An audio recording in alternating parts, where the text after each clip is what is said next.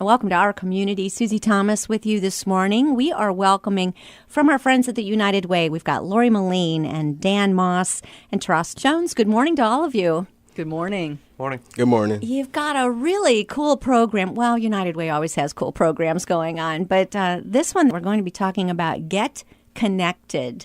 First of all, what does that mean? What's it about? Who's getting connected? Hi, well, I'll take that. So as you said, I'm Lori Moline. I'm the director of the Get Connected program. And this program is a career-based mentoring program. We work with career tech students who are enrolled at Canton City Schools, at Glen Oak High School, and Alliance High School, helping them get connected with employers in the area that employ in the fields or the skills that the kids are learning in that class. Mentors within those companies of our partner employers like Ohio Gradings, and then also help the kids just get connected to positive things in the community. We want our kids to feel like they're important to our community and that we need them. That's really our big message, is that you are important. We need you in our community, and let us help you get connected for that next phase after you leave high school. It seems like something that used to happen back in the olden days that just used to happen. But interesting that now we're intentional about it, to really introduce this next group of workers to people who are in the field. How did this get started? What was the idea behind it? It actually got started for me. I was doing some volunteer work with United Way as a donor at Canton City Schools, something called Day of Opportunity, where you go in and do some mock interviews with the students. And as I was talking with some of the students, I was struck by they were pretty uncomfortable talking with me. They didn't seem to really understand a lot of the opportunities that were available in this community. And at that time, I was a freelance writer. I was doing a lot of work with Stark Development Board. I knew of the workforce opportunities. And there just seemed to be a big disconnect, because as I got to know the kids, I realized there was incredible potential, great kids in the school systems, and that we just weren't doing a good job bridging that gap. And so that was kind of the start of the program. We also had a lot of wonderful United Way donors who were looking for ways to get more engaged in the work that we were doing. And so I was working at Altman at the time, and so we started working with the health tech kids that were, in different schools in the community, doing an evening program where we would have our United Way donors come. We bring the students into the hospital, expose them to some careers there, and then have our donors spend some time talking with them so they could get to know the kids a little bit. But what happened is that we were only getting the kids that actually had transportation and would sign up for something like that. And we really wanted to impact the kids that maybe really weren't getting exposed to anything. And so we partnered even closer with Canton City Schools and started doing it as a time where we would bring the whole class during the school day. And since then, it's really developed, and we ended up moving into many other career tech programs besides the healthcare programs. Mm-hmm. This seems like something that almost prepares a person beyond getting a job, but it sounds like it's just teaching basic great work ethic and those kinds of things. Would you agree? What are your thoughts on that? When Lori came to us, the proposition and the whole idea was great, and what benefits us and what keeps it going is it's more about high school. It's about the next level. She said multiple times, 18 to 25. And that's what needs concentrated. So, if anybody needs support, we've hired 6 kids up to date, and 7, a handful of kids. If anything needs helped, Lori's right there, and the Get Connected program and the community around it has just been fantastic. Are we focusing on high school, not so much college students, preparing them to get for the next step? This is really focusing on the public schools, the high schools, yes? Well, we start building trust with the kids when they're in high school, juniors and seniors. That's the age that we start with. Mm-hmm. But then, as Dan said, we keep them supported afterwards. And actually, our kids are, following 2 different paths. We have kids that are college-bound kids and, working through college. We also have kids that are going into trades, such as Taras, because we have great needs for both of those things in our community. And so we want to make sure that we support and make sure they know all of the opportunities that are available, not just a college pathway. So you're learning actual skills, marketable skills, and they might be something in manufacturing, but also in something that would require more education. Yes, you're doing both. Correct. I mean, even Taras being with us today, Taras is a welder, and he's a good welder, but I love giving him this opportunity to come and meet you, and you're going to tour the studio with him, and, and he's getting exposed to a whole different type of career opportunity that maybe he would want to do further down the line. So it's just about helping them explore everything that ties in with the things that they're interested in doing. Taras, it's all about you today, so let's talk about what interested you in signing up for this program. How did you hear about it? They really came to me. I didn't I didn't know really what it was. So, I mean, they said it was good opportunities, all like about big companies and what they'll do and give you. And so I was like, okay, I was down to do it and become a better welder and push myself to that limit. Why welding? What interested you in welding? Just how fun it is and how much money you can make from it, and it's a lot of benefits that come with it. Great companies. Sounds a little dangerous. So, what kind of training did you get before I would hand my kids at your age a big flame? I think I'd want them to have a lot of training. What kinds of things did you get to do to get ready for it? I trained during 2 years in school with my welding teacher, Mr. McCauley. He was great. Taught me everything I know, all of my welding techniques. He kept telling me every day to keep trying, keep pushing myself, and I'll become the best welder I can possibly become. And I keep doing that until today. Till today. I keep pushing myself, and he really motivated me to keep going. Yeah. I love hearing what you're saying, because it sounds like it's way beyond learning the skill, the marketable skill of welding, but you're also forming some great relationships and learning some other things from this person, yes? Yes. I've met a few other like company partners and stuff, but I never really got all into them because grading's a pretty good place for me right now. I'm trying to grow and become the best welder I can there. Yeah, it's a great company.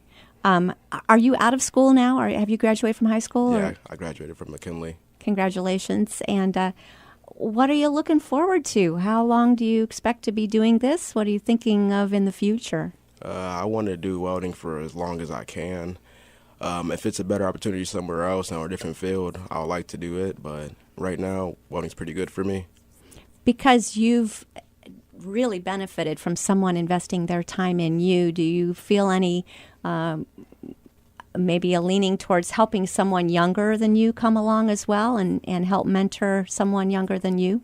Yes, I want to help people who struggling in life, mentally, physically, because I never really had a lot when I was a kid and growing up, so it's good to help kids who don't have that much either. So I want to tell them that if you keep doing good in school, you can actually make good money and help your parents out and all that, because they really want that, and your parents they really gonna notice it once you actually bringing in good money. They will be proud of you. Yeah. Oh, I'm sure your parents are very proud of you. Yeah, they are. Yeah. Well, we all are. You're a very inspiring young man. It's cool having you here. Lori, talk a little bit about Taras and what you've seen as far as his participating in the program. Yeah, I think Taras's story is actually a great example of what we do. As I said, we initially had this as an evening program that people would sign up for voluntarily. He said he didn't really sign up for the program. That's because we went in and worked with his class and just said, we're going to take you to a Get Connected event. We actually took them when he was a junior to Timken Steel. Timken Steel is a great partner for us, and took them through the Faircrest Steel plant. And they had a chance to hear from the welders there. And then after that visit, I went back in and talked to the kids and said, how'd you like that? What additional support would you like from those guys? And they said, we would love it if those welders would come in and help us with some of our certifications. We'd love to talk with them more. So we actually, out of that, started the Timken Steel after-school welding program. And Taras participated in that for 2 years, where after work, these Timken Steel welders would get off and they would come over to the welding classroom at McKinley downtown campus and work with the kids. Not only were they working with them on their welding skills, but they also, we ordered chicken and we just sit around and talk, and we talk about work ethic. We talk about, safety issues. We talk about all the things that are so important in that work environment, so that the kids get that, chance to really have some peer-to-peer conversations with people that are doing it. And then in addition, they're working on their skills, and it gives the students a great opportunity to be getting feedback from outside people, because when you're a welder, a new welder coming in a shop floor, you got to be humble, you got to be willing to listen to, the men and women that know what they're doing and take, criticism from them, and it's not a real, touchy-feely environment, so you got to be able to handle that. And so we give them that opportunity in the classroom. Being coachable. Absolutely. And Ohio Gradings then saw that we were doing that, and actually Dan and I connected through Twitter, because I was posting things on Twitter, and he said, hey, we need welders, and so we started our connection then, and then they became a great partner, both, in school and out of school as well, which then ultimately led to Taras's employment with Ohio Gradings. Very cool. Dan, tell us a little bit about your observations, the kind of employees that you're getting out of this program. I would love to. And let me start with Taras, because he's here. And it's all about him, right?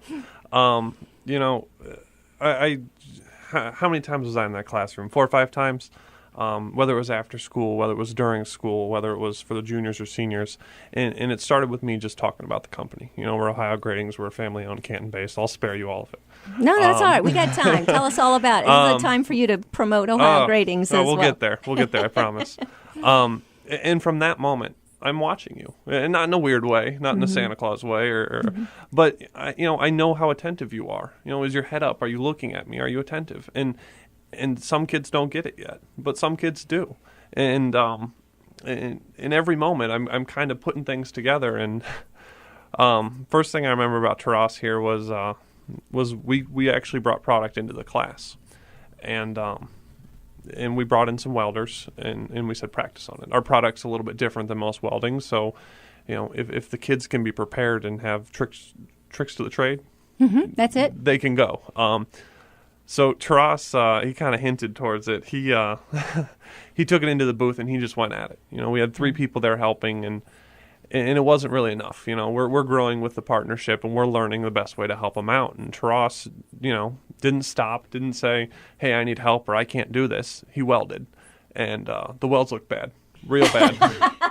It was pretty crooked, but he told me something that day, and I haven't forgot it, and I won't. And it stuck out about him and his character. He said, this looks really bad, but I got to go, and I'm sorry, and I'm going to practice, and I'm going to get better. And he did, and he has. And even on his weld test, he came in and interviewed fine, did his weld test good, and being this partnership is, between the company and Get Connected, I try to give more to these kids than a normal interview. So, fishing for him to look at and reflect on the interview, I said, how do you think you did? Do you remember what you said? No. I do. He said, man, I don't really know, but I really want to work here. Wow. I hope I did good. Yeah. And that's the kind of character you're getting. Yeah. You're getting people that want to do it. And that's more important than being able to, the skill level. There's a threshold, but characters is very high up there. What an awesome thing that some people in their 50s haven't picked up on yet. That, and if you can learn that younger, all the better for you. That being trainable, teachable, coachable is going to make a better employee. And somebody who just wants to, I want to work here. Tell me what I need to do that. Here's where I am. Here's where you want me to be. How do I get from here to there?